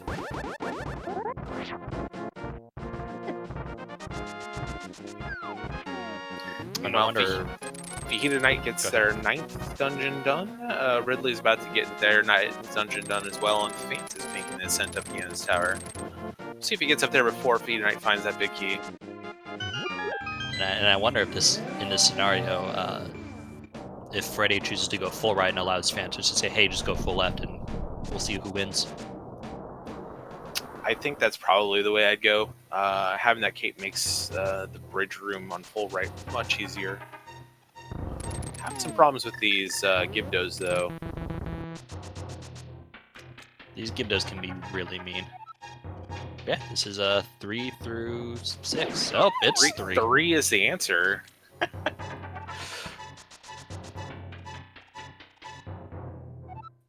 I believe it's key.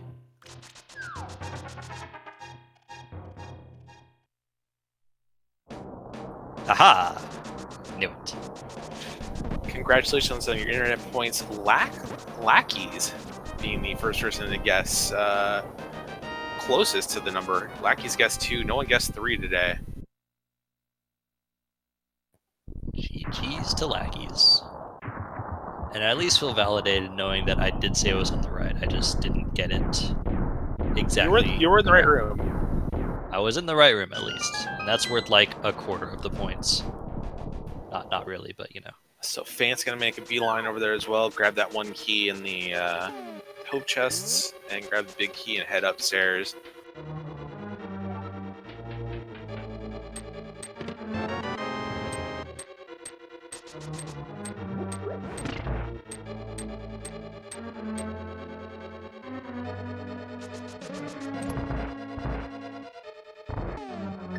Meanwhile, FajitaKnight and RidleyDragon both on their last dungeon.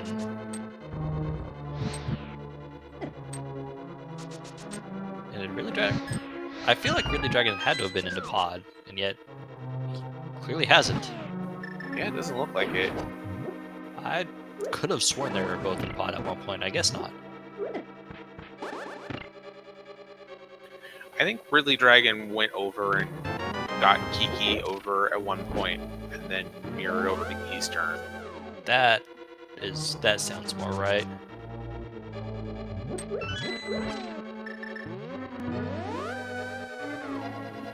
So if you're in Freddeh and Phant's seats, you gotta be feeling pretty good. This seed didn't have a lot of trolls in it. You're under 1/3. You're finishing your last dungeon. Like, you can't imagine you're behind at this point, right? Yeah, I think if, like you said, they're probably feeling pretty good about how they routed and how they run the seed. So yeah, I would at least feel like we're, you know, if not ahead, then very, very close. Fellow Phant having a little trouble here with this room. Right, having your 2 runners group so close together, like they're maybe a minute apart at this point. There's not going to be much room, even if someone on from their perspective on Team Challenge had the best possible route and is ahead of them. It's unlikely that both the runners on their team are so far ahead of them that this isn't at least competitive for it. Definitely, and I mean we know that, you know, they've got a comfortable lead at this point, but not one that's insurmountable by any stretch. But for a Team Challenge, they're definitely going to need a little bit of help, a death or a Ganon fall here and there. Yeah, they're going to need Ganon to help them out a fair bit. Even on Team Challenge's side, though, other than FajitaKnight may feel a little bit stressed out from those deaths earlier and having to double dip Turtle Rock, but they can't feel like they're too far out of it at this point. Like 130 and almost being done with all of the 10 regular dungeons is a very, very fast time for all dungeons. Absolutely, yeah. I mean, I would, like you said, I wouldn't feel terrible at all if I were Team Challenge. I would feel like, okay, we're still very much in this.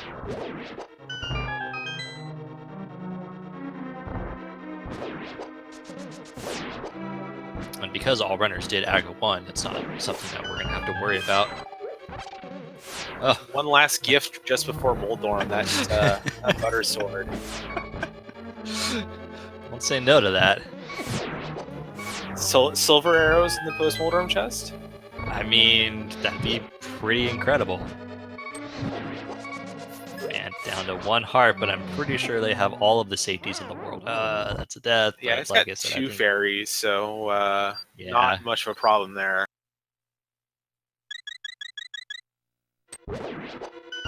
Like I said earlier, if Phant dies, it's on them. Pretty much. Kind of a little interesting thing between FajitaKnight and RidleyDragon is that they both picked up their 10th dungeon at the same time, so FajitaKnight's going to be the first one on their side into GT. Yeah, the one advantage of having to redo Turtle Rock is it's a very quick trip up to Ganon's Tower from there.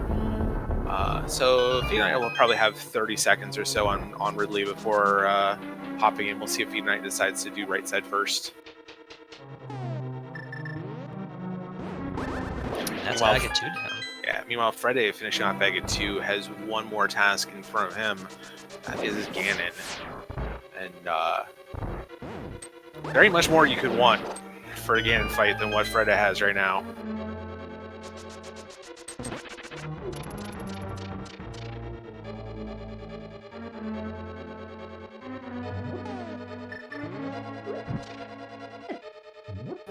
Oh, Freddeh's going to check those 2 hope chests and head to the left-hand side. This is going to be a bad detour. Potentially may find the silver arrows on the left-hand side. We don't know yet. But I don't know if that's going to make up enough time. Yeah, I can't imagine this will be any time save. Even like you said, even if we find silver arrows here. Because with the gold sword, you know, you're pretty much guaranteed a 1-and-1.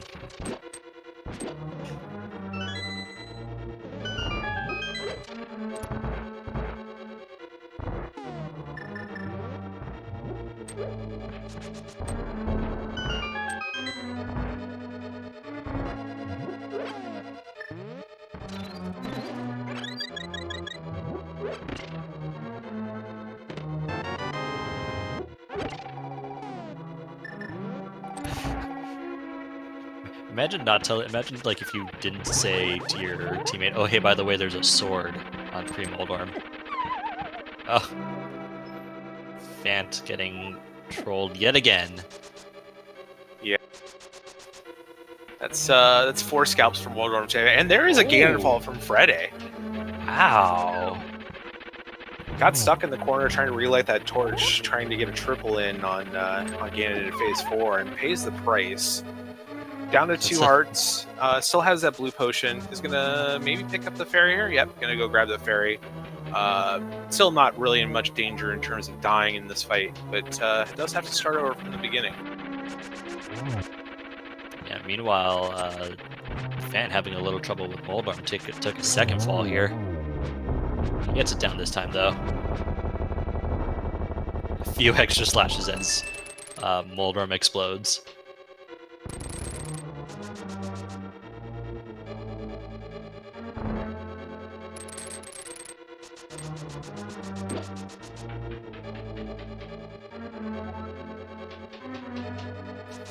Ridley is in GT now as well, as climbing that right-hand side. He's going to find that big key very soon.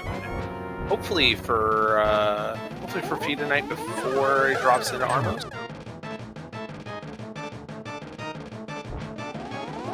There it is. FajitaKnight quickly mirrors out and is going to go clear out that right-hand side. Yep, and although Team Challenge doesn't know it, the Silvers were definitely behind, either in the big chest, in Bob's chest, or behind Ice Armos, because Ganon did say that the Silvers were in Ganon's tower. Yep. And maybe that puts a little bit of stress into Freddeh's gameplay here. You pick left-hand side quickly. If he thinks Team Challenge got to Ganon's tower as quickly as they did and picked left-hand side and maybe got a slower key but did find those silver arrows, maybe that's part of what's going on in his mind. Definitely, and add that Ganon fall, you're probably, nerves ticked up a little bit. Still probably not too bad, but you're like, oh, shoot, I could have been done 2 minutes ago now. Right. Phant is on the Ganon fight as well, while FajitaKnight's about to pick up their big key, and RidleyDragon is making the ascent through the mimic rooms.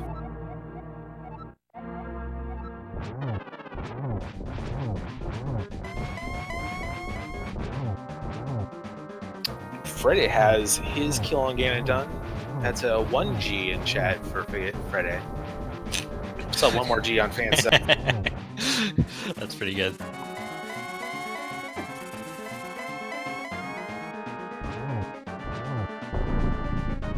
Freddeh is clocked in. It's just a matter of when Phant gets this done.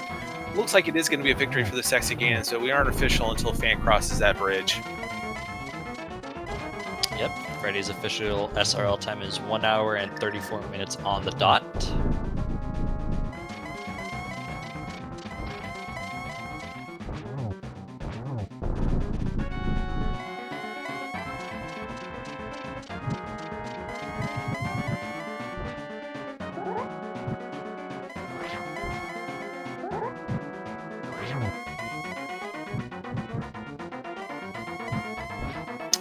Phant not having that half magic curler still has a blue potion, so could choose to bust out the fire rod and try and get some triples. But is choosing to stick with the lamp here. Yeah, Freddeh probably saying, hey, we haven't seen a dot done from the other team. We can probably slow it down, take it safe. It should be fine.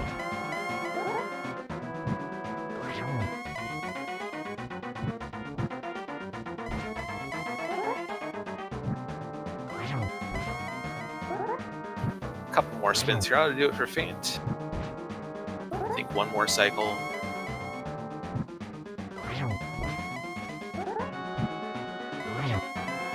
Oh, I miscounted just a little bit there. Hey, counting is hard, and it's the weekend. It is the weekend. There we go. It's 2 cycles. Phant has beaten Ganon. We'll cross that bridge and we'll get an official SR time from them. And the sexy Ganons will move to 33 points on the tournament and get ready for the playoffs. As the winners in week 7. Get those GGs in chat. Sexy Ganons with the victory. Yep, and that is 1:36.01 official SRL time for Phant, giving them an average of 1:35 on the dot. So GG's to them. We'll see about getting them in here for an interview. And we are joined right now by Freddeh and Phant. Coming on just a second. Congratulations to you guys. This is a very, very quick seed. And it seemed like you two were working really well together. Yeah. There were Something a like that. couple missteps. Hopefully nobody noticed them. Maybe they did. I mean, if you did, I mean, I certainly really didn't notice many. I mean, I felt like that was a seed where I just kind of did stuff while my partner found everything and God moded the seed. So I think I found hookshot Found the lamp and hookshot. lamp the entire seed. I hadn't found basically everything else. So it's like, Sometimes that's just how it happens, you know? No, I know. Someone has to look good in this, right? And it can't be me always or at all. Yeah, this turned out to be a really fast, really straightforward seed. Other than the mitts being in on Armos and getting you guys to take Aghanim's tower without needing to, this just lined up really well for you guys. It looks like our opponents did too. So Yeah, That's what everyone made that early Aga 1 play, which, I mean, at the time made complete sense. You were given the Moon Pearl 2 swords and a lamp pretty early. Yeah, And you and got of the hook shot. yeah. being So in in normal Dark World. cases, I wouldn't go into Aga Tower, but this being a guaranteed all dungeon seed every time, you have to do it anyway. So there's much less risk involved in going Aga early, even if there's other stuff to check that could avoid a trip to the Dark World. So, or sorry, avoid a trip to Agadem. So yeah, I think both seeds we've done this week, we did Aga pretty early, and a lot of our practice seeds, it's just like, okay, yeah, we get lamp and swords, just do it, knock it out. There's not really a better time to do it because it creates a warp that's so close. So at worst, you lose like maybe 20 seconds taking another warp. But yeah, I think this is my 4th seed in a row that was. I guess this one wasn't ACA required, but the other 3 were, and this may as well have been. I mean, it's interesting to think about because a lot of times you like to the runners kind of in a race like this will have all their dungeons done and then do Ganon or then do Aga 2 and then just mirror to Aga 1. But Yeah. if you have Aga 1 done already, that could potentially be a minute or 2 time save. Compared to someone who maybe tries to put it off, thinking that okay, we just have to worry about that. It helps if you have something like Ice Run and Validation Chest, which is what happened in our first race this week. Oh my goodness! So it was Pendant, Turtle Rock, Ice Run, and Validation Chest. Fortunately, Aga 1 was also required that seed, so we already had the save and quit. So just run up to Turtle Rock because we actually both opted into just skipping Turtle Rock and going straight to Aga or Ganon's Tower. Wow, that was a call right there. Which we're like, I mean, Ice Rod's there, and if we don't need to double dip, then we just run back up and save and quit. It'll be fine.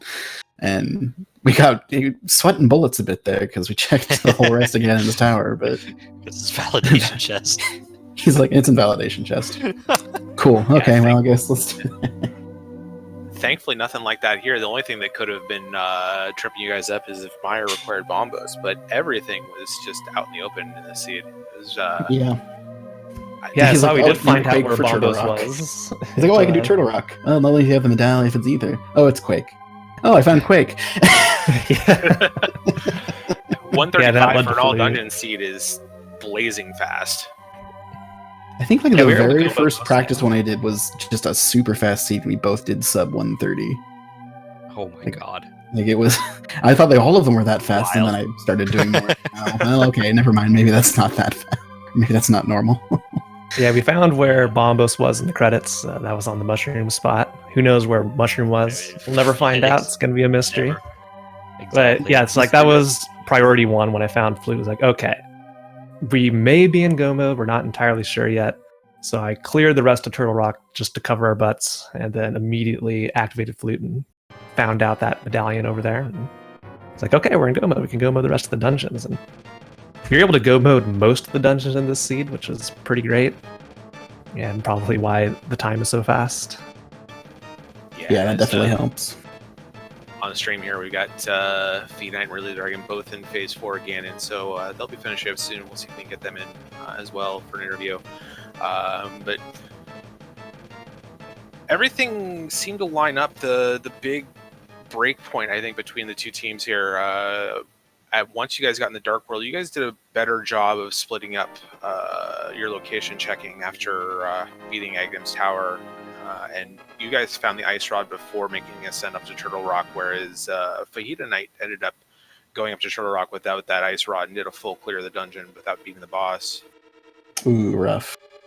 Yeah, that's what I was kind of wondering about. Like, well, I could see them getting mitts before just for being completionists, but I'm kind of curious if they then went straight up Death Mountain and went into Turtle Rock without Ice Rod, or went up there before getting Ice Rod. And I guess it kind of worked out naturally for me because I knew Hookshot was on Hylia Island, and it's a one-way trip when you go over there. You're not getting out of that spot. It's like, okay, while you clean up the East Town, clean up Skullwoods, I could come back there anytime. It's no big deal. Got the Titans. And I had no reason to go up without Titans mitts. Yeah, so I was like, okay, I can knock out the rest of South Dark World, Hype Cave, and then end on my Hookshot and head up, and worked out perfectly for us. Yeah, and Team Challenge, RidleyDragon finishing and FajitaKnight right close behind, just kind of holding hands up the tower. RidleyDragon with a time of 142.17, and FajitaKnight getting in with a 142.39. It looks like. So GG's the Team Challenge. We'll see if we got RidleyDragon in here now. Oh. He'll be joining us soon. Ridley, hey, GG's on the race. This is quite a fast heat for you guys. Unfortunate that you guys couldn't get the win today, but you guys got to feel good about your performance. Oh no, yeah, that was those 6 minutes. I'm guessing that wasn't a routing or a guess mistake. Someone pull FajitaKnight.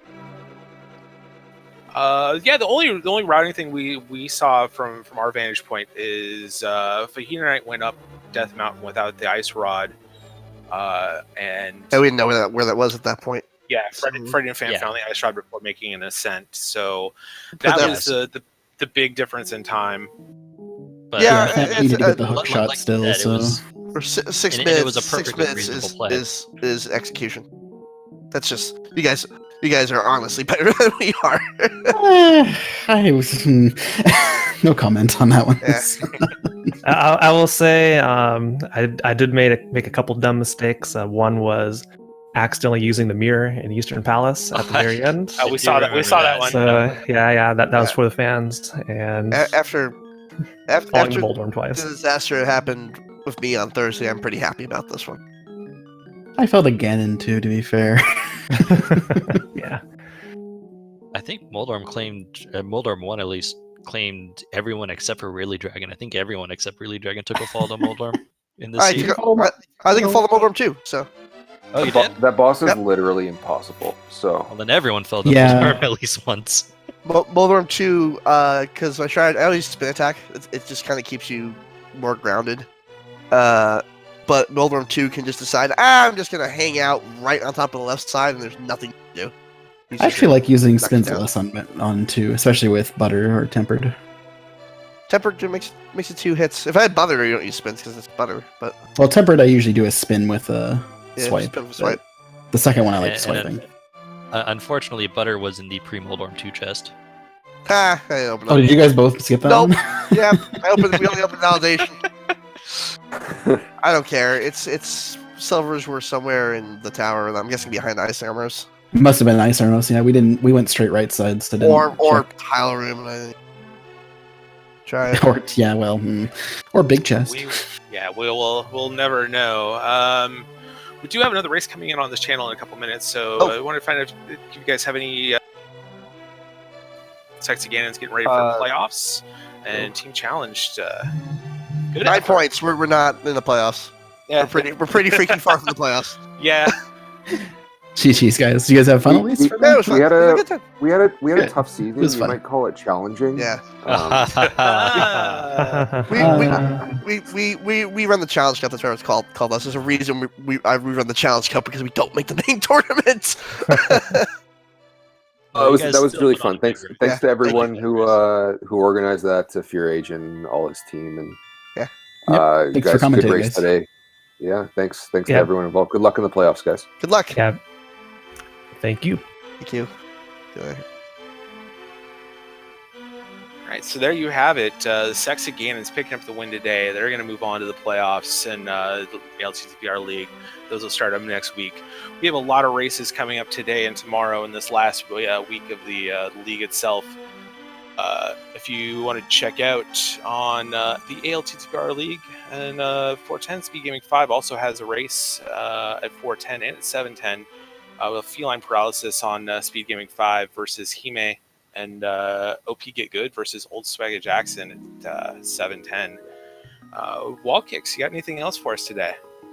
No, I just wanted to say it was a pleasure being able to commentate with you. This was a really fun, really close, really exciting race, and GG's to the winners, GG's as well to Team Challenge, and thanks for watching. So be sure to give everyone on Restream a follow, and as well as all of this wonderful speed gaming channels who do such a great job. Shout outs to everyone behind the scenes for putting this on. This is always a lot of fun. Yeah. Shout out to our trackers, Yoinker's wife and Iker, for all the hard work they put in this race. So for Wall Kicks, I'm James FNX, and enjoy the rest of your day. It's going to be a great one. Have a good day.